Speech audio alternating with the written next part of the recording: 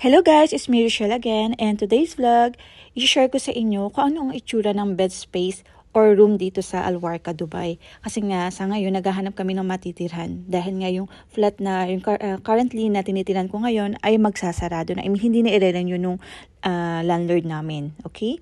So ito nga pinakita sa akin nung kakilala ko na meron nga daw bed space dito at ito nga yung itsura niya. Dalawa daw ang vacant na bed spaces. Okay naman ang room dahil malubang siya. Ang problema lang is wala siyang cabinet. So, saan namin ilalagay yung gamit namin. Tapos ito nga pinakita sa amin yung CR at nakita ko nga na malinis naman. So, okay siya para sa akin. 'Di ba? At saka, pagpasok pa lang, wala masyadong gamit sa hallway. Kasi kung sa ibang flat yun or sa ibang bed space, napakakalat. Marami mga gamit sa mga hallway. Kasi ilang beses na ako nakakita or nakapunta sa mga ganong lugar sa paghahanap nga namin dati ng matitirhan. Pero okay na. Dito may pangalawa pa pala silang CR. Pero according sa kanila, hindi nga daw ito nagagamit. Kung makikita niyo yung hallway, malinis siya. So, okay talaga siya. Itong kusina naman nila, I think konti lang din ang nagluluto dito sa kanila.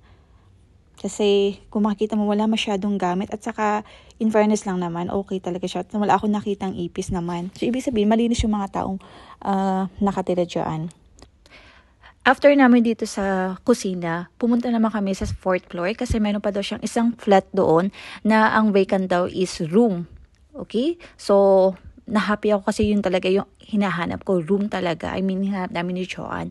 So, ito nga flat na to ay 1 bedroom lang siya. So, yung 1 bedroom, yung isang bedroom, in-occupied ng isang Arabic na babae. Tapos, itong salon nila or yung sala nila, ginawa nilang room to.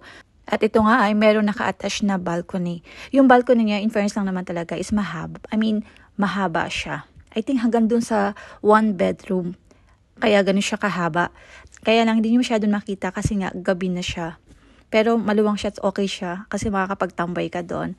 At itong habang nag-uusap sila ng kaibigan ko or katrabaho ko, pumunta naman ako dito sa kusina nila. 'Di ba? Makikita niyo medyo makalat tong babae na tong nakatira dito, 'di ba? Siya lang mag-isa pero 'di ba? Kalat doon, kalat dito. Tayo nga pumunta sa CR. Actually, itong flat na to, isa lang pala ang CR dito. At pagka-open ko nga, ang dami niya talagang gamit. Occupied niya talaga. Feeling niya talaga, sarili niya talagang flat ito.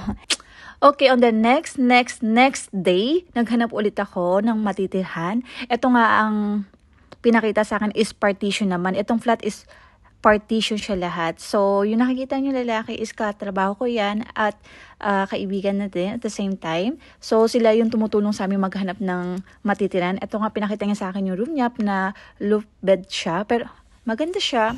Actually, ang problema na talaga sa partition, makitid lang talaga ang mga daanan. Kung makikita nyo, makitid talaga siya. Tapos, plywood yung mga nasa dingding na yan. Tapos, pinakita nga sa akin na sa flat niya meron daw vacant na room or the partition. Yan nga. Pero naisip ko nga, kung ito yung kukunin namin ni Joanne, hindi kakasya yung mga gamit namin. At saka, paano kami kikilos sa umaga kapag papasok, diba? Tapos ang liwanag, yan lang talaga ang magiging liwanag namin. Tapos ang sampayan doon sa balcony, ilang kami ang gagamit. So yun nga, after nito, na pinakita niya sa amin, chinek ko naman yung CR nila. In fairness lang, malinis ang CR nila. Dalawa ang CR nila dito. Pinakita niya, malinis talaga. Kasi nga, sabi niya, everyday daw niya nililinis ang CR. Siya kasi yung taga-pamahala. Kung nakikita yung guy na naka-green shirt, siya yung namamahala. In fairness talaga, malinis ang CR. Ito talaga yung unang nagustuhan ko, yung CR nila. Kasi malinis. Then after nun, pumunta naman kami sa ibang floor ng building na yon. Kasi meron doon isang flat na bago.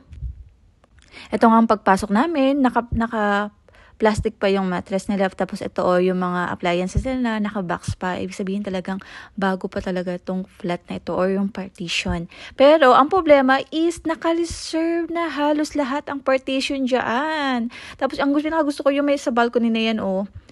Gusto ko sanang if ever available, kaya lang mayroon na daw naka-occupied ninyo or naka-reserve yung dalawang partition na yan.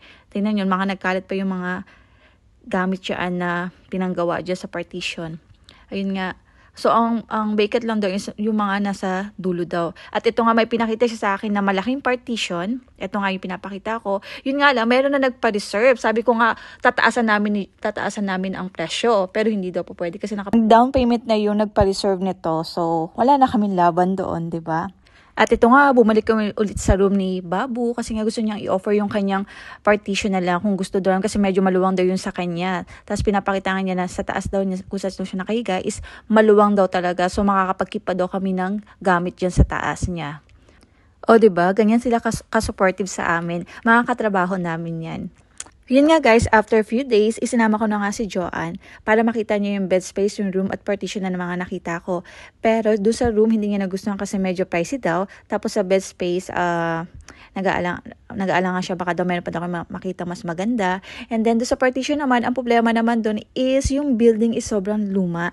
At the same time, yung hallway niya nakakatakot kasi dim light ang ilaw, tapos medyo hindi rin maganda yung amoy dun sa hallway at para sa kanya delikado yung kasi lagi nga siya nagko-closing.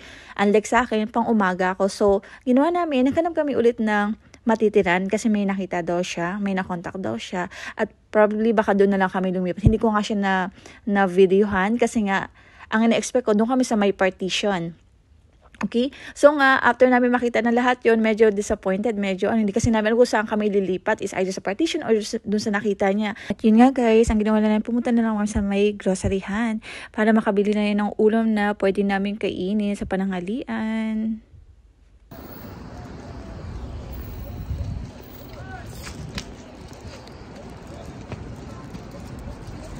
Iinom natin. Alam mo, pag Pilipino ka, ito yung saver mo.